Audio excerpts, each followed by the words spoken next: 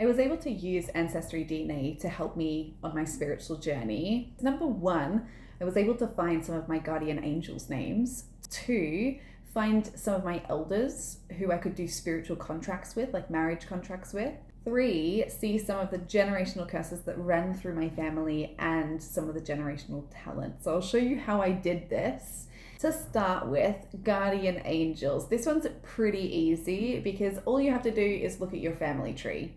When looking at your family tree, you should be looking at first and middle names. Names that mean warrior, protector, guide, guardian. You can also look for soldiers, people that were warriors themselves, or also people that died at a young age. These people can fall into guardian angel energy. You'll be able to sense that energy as well by saying their name out loud. If you get some sort of connection there, or you're starting to see the name often all the time, you're like, okay, there is definitely a connection here. That means that their spirit is still alive and working in your family. This is also strong traditions for Hungary and for Tengrism. Names of your ancestors were really important, and they even named a lot of the babies after their ancestors. So number two, working with marriage vows, finding somebody to work spells with, to do magical workings with, an elder. So your surname, and you can look through your ancestry DNA to find surnames that are clustered, right? Where you have a surname that was through your family for generations. A lot of the time, those are associated with some sort of clan, maybe a part of land, a tribe. These are people that we're petitioning to say, hey, could you help me find my soulmate? Could you please help me get wealth and fame? Are you gonna help me out? You can also look for last names that have trade and skill in them. Priests, priestesses, this is also amazing.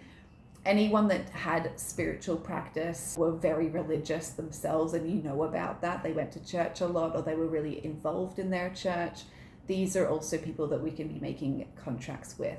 Generational curses is a bit more difficult to piece together. You've got to have a little bit of information behind everything.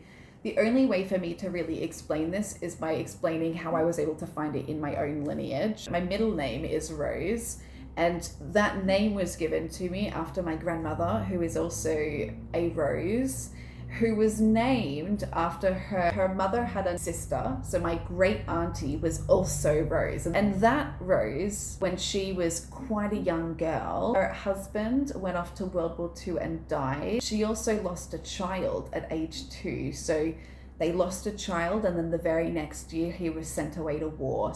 And this can be where generational curses are reincarnated through family members. It makes a lot of sense for romantic issues that I had growing up.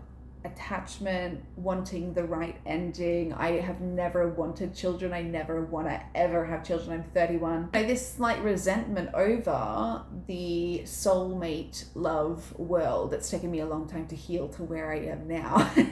These karmic lessons I find that my ancestor had, I had to kind of get through in this lifetime. You can also, again, look for talent. You can look for stories. If you've got people that were famous, or not even famous, even semi-famous. One of my ancestors, Mini Herminia, painter, who is a pianoforte teacher, and she was the youngest pianoforte teacher here in Australia, in Victoria, in her era. She, I think, is exactly why I now know how to sing and play music. You can find, again, our ancestral talents through seeing some of our ancestors' stories. Look into their stories, look through each of their names, look through what they went through. This can help you greatly to understand who to work with. You can feel more connected to the spirits that are around you as well by learning what their names are. Yeah. Okay, I'm gonna leave the video here, I guess. Bye.